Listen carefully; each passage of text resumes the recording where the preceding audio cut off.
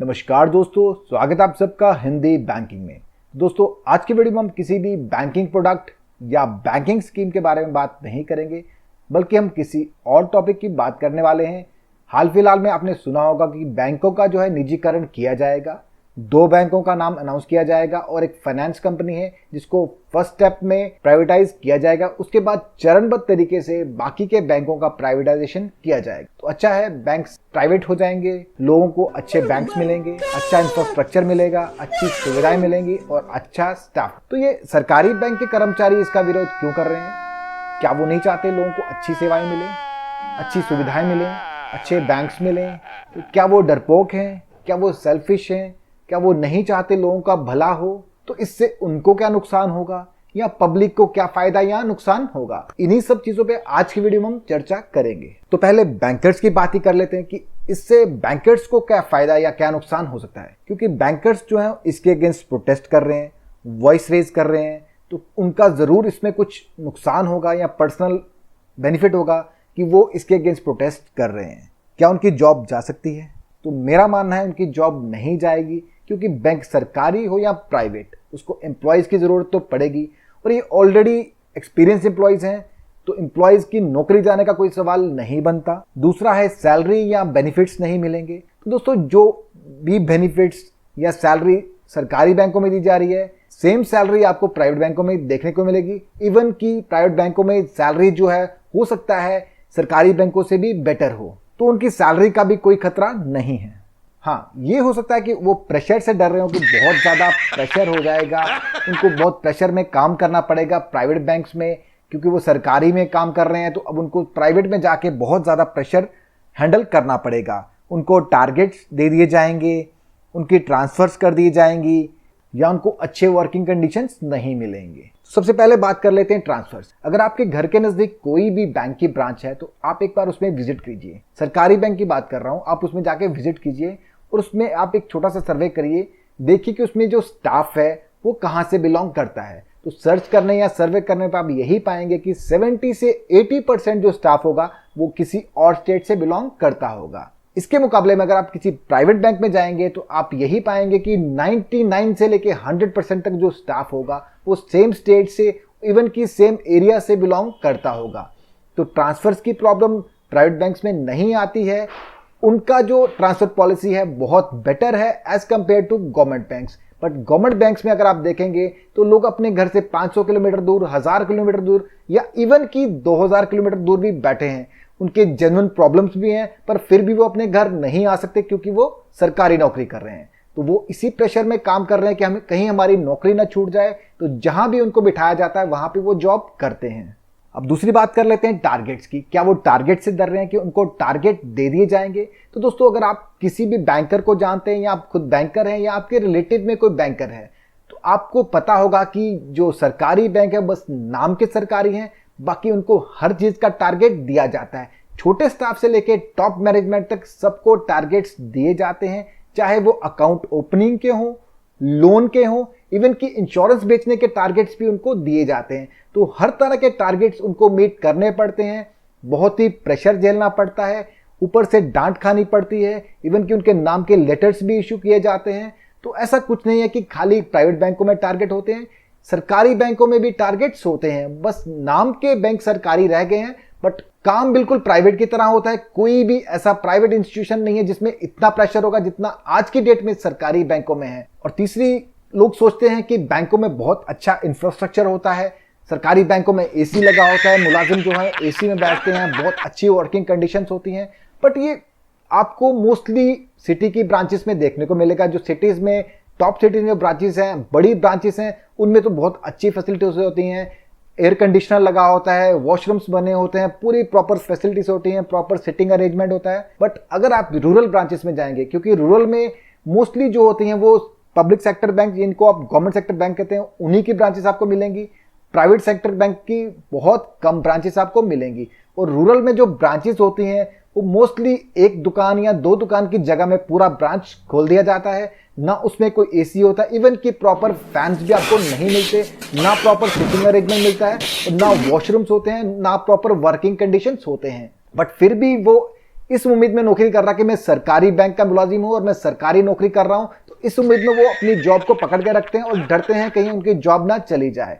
तो दोस्तों, आप सरकारी बैंक कर्मचारी को किसी भी प्राइवेट कंपनी या प्राइवेट बैंक के एम्प्लॉय से कंपेयर करेंगे तो वो उनसे भी ज्यादा प्रेशर में काम कर रहे हैं, क्योंकि उनको हैंडल करना है इस चीज को कि वो सरकारी नौकरी कर रहे हैं, कहीं उनकी सरकारी नौकरी ना छूट जाए, इससे उनको प्रेशर डबल हो जाता है। तो उनको यही बोला जाता है कि आप गवर्नमेंट जॉब में हैं, आप गवर्नमेंट जॉब में हैं। इसी चक्कर में वो हर एक तरह के प्रेशर को बर्दाश्त कर लेते हैं। तो दोस्तों, देखा आपने कि बैंकर्स को कोई खास फर्क नहीं पड़ेगा, उनकी सैलरी भी चलती रहेगी, उनकी जॉब भी चलती रहेगी, कोई खास फर्क नहीं पड़ेगा। तो फिर भी वो इतना प्रोटेस्ट या इतना अपोज क्यों कर रहे हैं इस चीज को कि वो प्राइवेट नहीं होना चाहते? आप जानते होंगे कि बैंक एग्जाम के लिए बहुत ज्यादा प्रेशर रहता है, बहुत ज्यादा मेरिट होता है, बहुत मुश्किल से बैंक का एग्जाम क्लियर करके लोग इसमें सरकारी नौकरी के लिए आए थे। तो एक तरह से उनके साथ ठगी हो रही है, चीटिंग हो रही है कि उन्होंने सरकारी बैंक का पेपर दिया था, उसमें क्लियर किया था, उसमें अच्छे मार्क्स लिए थे, तभी वो उसके अंदर सेलेक्ट हुए थे। बहुत टीडियस सिलेक्शन प्रोसीजर है, जबकि अब प्राइवेट बैंक्स में देखेंगे तो इतना मुश्किल प्रोसीजर नहीं रहता। तो ये बहुत ही मुश्किल प्रोसेस के बाद आप सिलेक्शन होता है, तो अब उनको एक दिन में एकदम से बोल दिया जाएगा कि आज से आप प्राइवेट एम्प्लॉय हैं। तो बस उसी स्वाभिमान के लिए वो लड़ रहे हैं, बाकी बैंकर्स को इससे कोई नुकसान नहीं होगा। तो असली में नुकसान किसका होने वाला है? अगर बैंकर्स को नुकसान नहीं होगा तो किसका नुकसान है? तो दोस्तों, इसमें नुकसान है मैंगो पीपल का, आम जनता का, यानी मेरा या आपका। जो भी मिडिल क्लास लोग हैं, लोअर मिडिल क्लास हैं, दिहाड़ी मजदूर हैं, रेहड़ी ठेला वाले हैं, तो इन सब लोगों को बहुत नुकसान होने वाला है। तो दोस्तों, पहले सबके अकाउंट्स बैंकों में नहीं होते थे, कुछ ही लोग थे जो जॉब करते थे, अच्छी पोजीशन पे थे, वही लोग बैंकों में अकाउंट खुलवाते थे। तो नॉर्मल लोग ऐसे ही अपना काम गुजारा करते थे, बट बैंक्स में नहीं जाते थे। बट जनधन अकाउंट खुलने के बाद या जनधन स्कीम आने के बाद, जो कि भाजपा की ही देन है, तो तब लोगों ने सबने अकाउंट्स खुलवाए, सरकारी बैंकों में जाके उन्होंने अपने अकाउंट्स खुलाए और सरकारी बैंक उनके घर जाकर भी अकाउंट खोलने गए थे। एम्प्लॉयज को टारगेट दिए गए थे, कोई भी ऐसा बैंकर नहीं होगा जिसने सैटरडे या संडे को कैंप्स लगा के उनके अकाउंट नहीं खोले होंगे, उनके घर घर जाके अकाउंट खोले गए।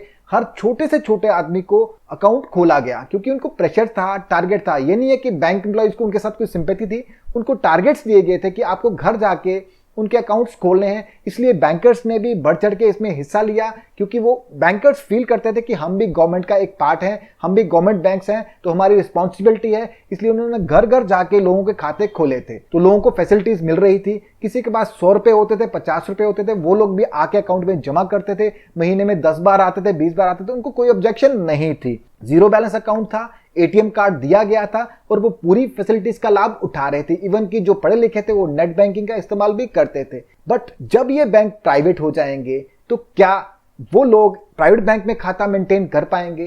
क्या वो 5 से 10 हजार रुपए का मिनिमम बैलेंस रख पाएंगे? क्या उनके लिए ये चीज पॉसिबल होगी?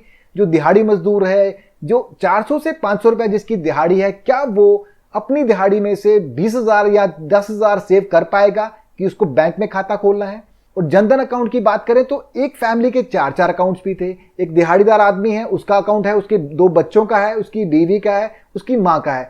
4 से 5 अकाउंट हर घर के आप लगा के चलिए। सभी ने अकाउंट खुलवाए थे, क्योंकि जीरो बैलेंस है, उनको एटीएम भी मिल गया था। छोटी से छोटी सेविंग को अपने एक अकाउंट में डालते थे, उसको चैनलाइज करते थे, एटीएम से विड्रॉ करवा लेते थे।